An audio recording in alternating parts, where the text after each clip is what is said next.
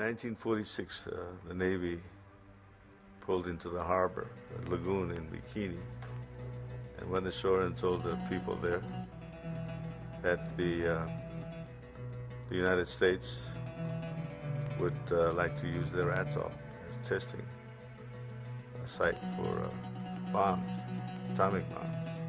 This very direct approach was well rehearsed. The team that went there to quote, seek the permission of the natives, couched it in terms of something that was the will of God,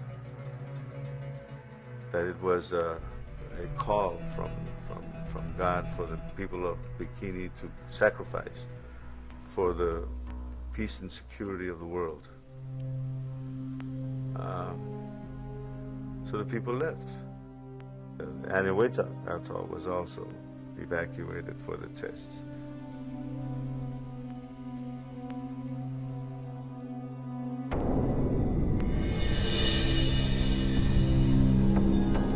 While 67 devices were reportedly detonated in that period, the extent of the nuclear insult, for lack of a better word, the yield of those tests has been estimated at 1.7 Hiroshima shots every day for 12 years. We in the Marshalls, covering an area just under 1 million square miles of ocean, were the direct, like the ground zero, extended ground zero of the atomic bomb tests.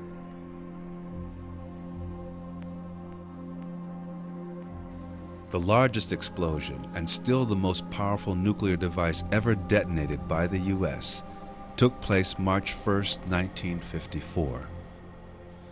Codenamed Bravo, it was a 15-megaton hydrogen bomb equivalent to 1,000 Hiroshimas.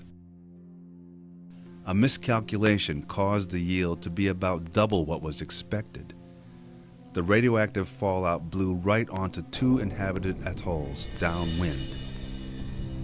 More than 200 people were on those atolls, men, women, and children. Rongelap is one of the 4 affected atolls by the nuclear testing of the United States from 1946 to the late 50s. The Rongelapese people, not only the land that has been contaminated from radiation, but their bodies and their health is also as affected from the fallout of March 1st, 1954. National Cancer Institute was asked to determine what kind of cancer burden was generated from the nuclear testing. And in 2004, they came out with a report that said, in the period of time between 1946 and 1958, the people who lived in the Marshall Islands during that time, it would have generated an excess of 530 excess cancers, at least, above the background. And half of those, over 200, because of they take a while to grow, have yet to produce themselves. So it's quite a heavy load.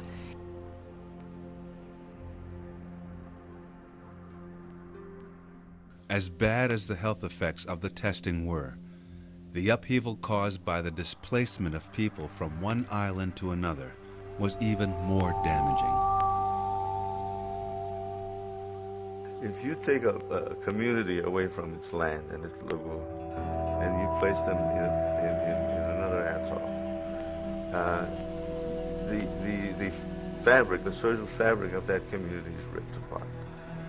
The land is where it gives you the freedom to express yourself as you are, as a Marshallese person with your traditional culture. When you move people off their islands where they live to do the testing, you break down their entire community structure. What is the impact on health? You know, the stress issues.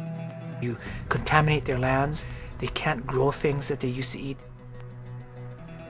When you urbanize, infectious diseases tend to take off. They get more diabetic because, you know, they're eating a Western diet. All those kinds of things to me have actually the larger impact than the ionizing radiation.